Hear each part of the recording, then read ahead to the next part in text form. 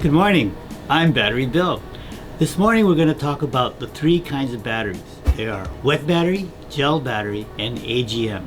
This is a typical wet battery. Maybe it doesn't look like a wet battery now, but if you could shake it, and you got to hear this. You can hear it. You open the caps up and some of them have caps like that. When you test it, you'll actually see that there's water in there. This hydrometer is just used to measure specific gravity of the battery or the electrolyte that's in the battery. I'm using it today just to show you that there's water in here.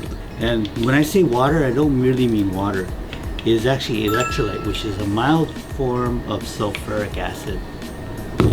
These are some of the wet batteries we have. We carry the Interstate. We also do our Battery Bill battery or our charge battery.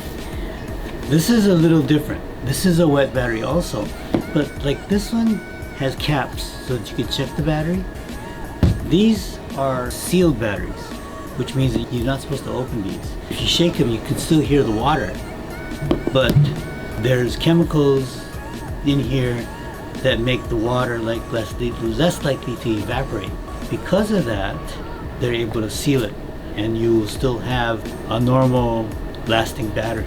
These, on the other hand, that have caps, like these are the caps that you saw me take off earlier.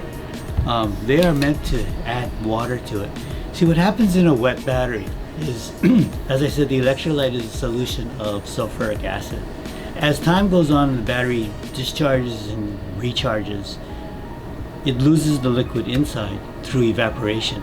When you have evaporation, the acid is still in the battery because it doesn't evaporate. So you add water to it to make the battery water level the right, or the electrolyte level the right level. Why that's important is because there's plates in here. You can't see the plates, but the plates need to be covered with electrolyte. If the liquid is too low, then only half of the plates are covered, and basically you only have half a battery. The next battery we're going to talk about is a gel battery. Think of gel as being like Jello. See, it says right here G-E-L for gel. In the wet battery, we told you that the electrolyte is suspended in water, or the sulfuric acid is suspended in water. All the batteries we're talking about are called lead acid batteries, so they all have sulfuric acid in them. The only difference is how the electrolyte is carried in the battery. In a gel battery, you can shake it and you won't hear any sloshing. And the reason for that is the sulfuric acid is suspended in a gel, again, like Jello. Gel batteries are hardly used in the industry. Characteristics are they're not as strong, which we usually measure in cold cranking amps, as compared to a lead acid battery or the AGM battery, which we're going to discuss. Usually we use gel batteries for what we call motive power, and in this particular one here is made by MK, and we use these exclusively for wheelchairs. They come in multiple sizes because you have different size wheelchairs. So this is the gel battery. Okay, the next category of batteries, we call it AGM, which stands for absorptive glass mat. The electrolyte is suspended in a fiberglass sponge.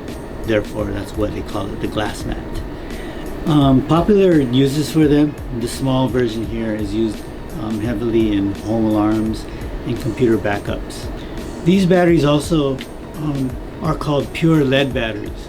Pure lead batteries means that the internal resistance within the plates are less, so they're able to deliver more power. And generally, they last longer. That is what the AGM battery is. I'm Battery Bill, and until next time, or if you have more questions about batteries, we'll see you. Battery Bill. Battery Bill.